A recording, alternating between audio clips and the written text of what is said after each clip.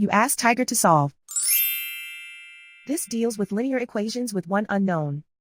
The final result is z equals 13. Let's solve it step by step. Simplify the expression.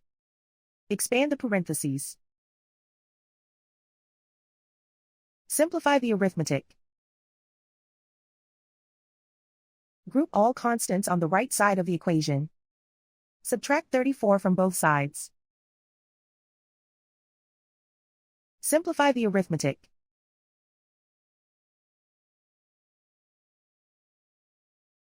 Isolate the z.